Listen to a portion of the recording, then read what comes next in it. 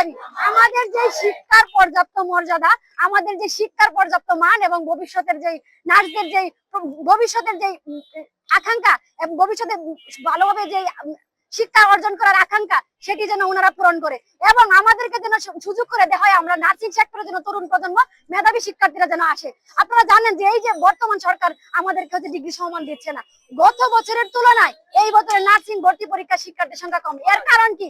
এর একটাই মাত্র কারণ হচ্ছে বাংলাদেশের নার্সিং সেক্টরে যে দুর্নীতি, যে অপকর্ম, যে শিক্ষার্থীদের যে পর্যাপ্ত সম্মান না দেওয়া, এর একমাত্র কারণ। আমি হচ্ছে ইন্টারমিডিয়েট পড়াশোনার পর, আমি যদি দীর্ঘ সময় পড়াশোনার পর সে যদি ইন্টারমিডিয়েটই পড়ে থাকি, তাহলে বাংলাদেশ কেন কোন শিক্ষার্থী বিশ্বের কোন ক্ষেত্র থেকে এই পেশায় আসবে না? সেই জন্য আমি সরকারের কাছে আকুল আবেদন করবো। আপনারা তো চাচ্ছেন যে নার্সিং সেক্টরের মাধ্যমে সারা বিশ্বের জন্য আমরা হচ্ছে পরিচিত হই, তাহলে কেন আপনারা আমাদেরকে সেই পর্যাপ্ত মর্যাদাটুকু দিচ্ছেন না? আমাদের যে 48 ঘন্টার আলটিমেটাম, আমরা আপনাদেরকে আবার বারবার করে বলতে চাই, আপনারা আলোচনা করেন, আমরাও আলোচনার জন্য আপনাদের কাছে স্বাগতম জানাচ্ছি।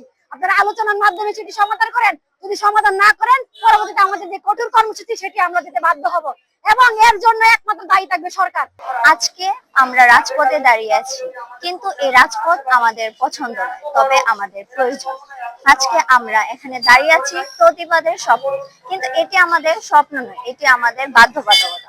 আজকে আমরা এখানে দাঁড়িয়ে আছি শুধু একটি দাবি আদায়ের লক্ষ্যে নয়, আমরা দাঁড়িয়ে আছি আমাদের আত্মসম্মান, মর্যাদা, ভবিষ্যৎ এবং পেশাগত সংগ্রামের প্রশংসা। আমরা যারা diploma in nursing science and midwifery এবং ডিপ্লোমা ইন মিডওয়াইফারি কোর্সে পড়ালেখা করছি বা পড়ালেখা শেষ করেছি, তারাই জানি এই কোর্সটি শুধু 3 বছর নয়, এই কোর্সটি আমাদের রক্ত, ঘাম এবং অশ্রুর 3 বছর। আমরা ক্লাসে পড়ালেখা করি এবং হসপিটালে রাত যাই, তারপরেও কেন আমাদেরকে ডিগ্রি সমমান করা হয়নি? আমরা কি এর সঠিক মূল্য পাবো? আমাদের যারা রোগী আছেন, আমরা শপথ গ্রহণ করেছি তাদের সেবা করব, কিন্তু আমাদের ভাইয়ের এপ্রন কেন রক্তাক্ত আছে? কেন তারা আমার ভাইয়ের উপর অত্যাচার করেছে? আমরা এর বিচার চাই। আমরা গত 21 এপ্রিল থেকে চলমান ভাবে আন্দোলন করে যাচ্ছি। আসলে এটা আমাদের শুধু এই সময়ের আন্দোলন না। আমরা 2008 সালে, আপনারা জানেন যে 2008 সালের পূর্বে আমাদের নার্সিং পেশা যারা এসেছে তারা এসএসসি পাস ছিল এবং 2008 সালের পর থেকে যারা এখানে আসতেছে তারা সবাই উচ্চ মাধ্যমিক পাস করার পরে